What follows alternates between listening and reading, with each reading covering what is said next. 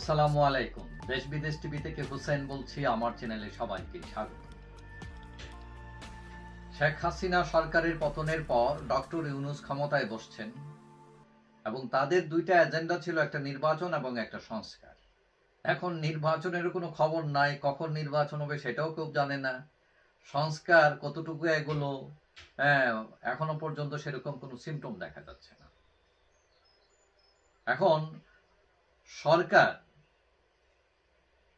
যারা গঠন করেছেন তাদের বেশিরভাগই হচ্ছেন এনজিওর লোক, এবং সেখানে ছাত্র প্রতিনিধি আছেন। এখন 5 আগস্টের পর সবাই ভাবছিল মানে দেশ বদলে যাবে। এখন যারা আওয়ামী লীগের উপর ক্ষিপ্ত ছিলেন তারা মনে করেছিলেন যে ঠিক আছে, এতদিন সমস্যায় ছিল, এখন আমরা গণতন্ত্র পাব। কিন্তু সরকার পরিবর্তনের পর এই সরকার কিছুটা সাফল্য দেখালো। বিশেষ করে আইন শৃঙ্খলা পরিস্থিতি ভয়ানক আকার ধারণ করেছে আমাদের সমাজে, এবং তার চেয়ে ভয়ানক হচ্ছে সরকারের পক্ষপাতিত্ব। তারা বলছে তারা রাজনৈতিক সরকার নয়, কিন্তু তারা একটি পক্ষকে প্রকাশ্যে সাপোর্ট করছে, এবং সাপোর্ট করতে গিয়ে অনেক অযৌক্তিক কাজও তারা করছে। বিশেষ করে এই যে মানুষের কণ্ঠরোধ, এই যে আমরা দেখলাম সোশ্যাল মিডিয়ায় যে আওয়ামী লীগের পক্ষে কথা বললেই গ্রেফতার, মানে কি একটা ভয়ানক ব্যাপার। মানে আপনি কোনো দলকে সাপোর্ট করতে পারবেন না, তার পক্ষে সে তো ভালো কাজও করতে পারে। মানে একটি দল বা গোষ্ঠী 100% তো রং করে না, তো একটা ভালো কাজ করলে তাকে সাপোর্ট করলে আপনি তাকে গ্রেফতার করে ফেলবেন, এটা ভয়াবহ ব্যাপার না? এখন কথা হলো এই যে যুগ, ডিজিটাল যুগ, মুক্ত বুদ্ধি চর্চার যুগ, এই যুগে এসে 5 কোটি আওয়ামী লীগকে আপনি প্রজ্ঞাপন দিয়ে তাদের মুখ বন্ধ করে দিতে পারবেন? এখন আওয়ামী লীগ অনেক খারাপ কাজ করেছে, এটা সত্য, কিন্তু আবার অনেক উন্নয়নও করেছে। এখন এই উন্নয়নের কথা কেউ যদি বলে সেটা তো আওয়ামী লীগের পক্ষেই যায়। তার জন্য আপনি তাকে গ্রেফতার করবেন সত্য বলার জন্য? এখন গদি রক্ষার জন্য নাগরিক জামাতদেরকে খুশি করতে তাদের যদি সুযোগ সুবিধা দেওয়া লাগে দেন, সমস্যা নাই।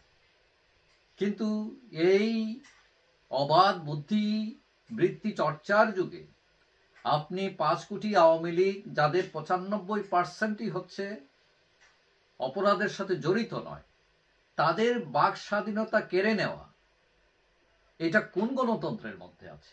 আমি বুঝলাম না এটা। মানলাম আওয়ামী লীগ আমলে বিরোধী দলদের তারা দমন করছে, তারা তাদের স্বাধীনতা হরণ করে নিচ্ছে। এখন একই উপায়ে একই পথে তো আপনারাও হাঁটা শুরু করেছেন। তাহলে তারা যদি এইসব কাজের জন্য ফেসিস্ট হিসেবে ব্যবহৃত হয়, একই কাজের জন্য আপনারা কেন ফেসিস্ট হবেন না? আমাকে দয়া করে বলেন নাকি? শেখ হাসিনাকে সোশ্যাল মিডিয়ায় বাজেয়াপ্ত করতে ভারতকে অনুরোধ করেছিলেন আমাদের ইউনূস সাহেব, কিন্তু মোদি সাহেব তিনি বলছেন যে কারো কথা বলার স্বাধীনতায় তিনি হস্তক্ষেপ করতে পারেন না। এখন ওইদিকে ব্যর্থ হয়ে হাসিনাকে থামানোর জন্য আপনি ব্যান করে দিচ্ছেন 5 কোটি আওয়ামী লীগারকে, যাদের 95% হচ্ছে নিরীহ আওয়ামী লীগার, যারা কোনো অপরাধের সাথে জড়িত নয়। তাদের অধিকার কেড়ে নেওয়া, তাদের কথা বলার অধিকার, এই রায় তো সংবিধান আপনাকে দেয়। এখন এই ভয়াবহ প্রজ্ঞাপনে প্রতীয়মান কি হচ্ছে? এরশাদ সাহেব সবাই জানেন যে স্বৈরাচার। এখন হাসিনাকেও আপনারা বলছেন স্বৈরাচার। তারা কেন স্বৈরাচার? তারা কণ্ঠরোধ করেছিলেন। এখন আপনারা যদি একই কায়দায় কণ্ঠরোধ করেন এবং একই অস্ত্র ব্যবহার করেন, তাহলে বোঝা যাচ্ছে আপনাদের দিন শেষ পর্যায়ে।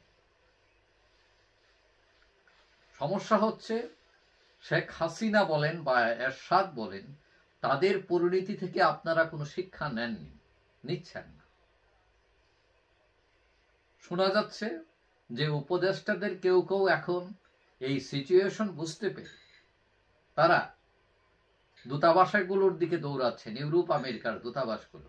মাল্টিপল ভিসা কালেকশন করা যায় কিনা, 5 বছরের মাল্টিপল ভিসা নিয়ে যে কোনো সময় বিপদে পড়লে উড়াল দেওয়া যাবে, নিজেকে বাঁচানো যাবে। কিন্তু এই রাজনীতি তো কারো কাম্য নয়। আপনি থাকবেন বীরের মতো। আপনি বলছেন আপনি রাজনৈতিক নয়, আপনি কারো পক্ষ নেবেন কেন? আপনার পক্ষ থাকবে গণতন্ত্র, আপনার পক্ষ থাকবে জনগণ। এখন একটি পক্ষকে আঘাত করতে গিয়ে যত ধরনের নিয়ম অনিয়ম আছে সব মিক্স করে আপনি প্রশ্নের উদ্রেক করলেন এবং মানুষ বিভ্রান্ত হয়ে গেল। এবং আপনাদের দেয়া প্রতিশ্রুতি থেকে যদি সরে যান এবং আওয়ামী লীগ কায়দায়, এরশাদ কায়দায় আপনার যদি একই পথ অনুসরণ করেন, তাহলে ওই মাল্টিপল ভিসাও শেষ পর্যন্ত বাঁচাতে পারবে কিনা এটা সন্দেহ আছে। যাই হোক, সবাই ভালো থাকবেন। আশা করি দেখা হবে অন্য কোনো ভিডিওতে ইনশাআল্লাহ।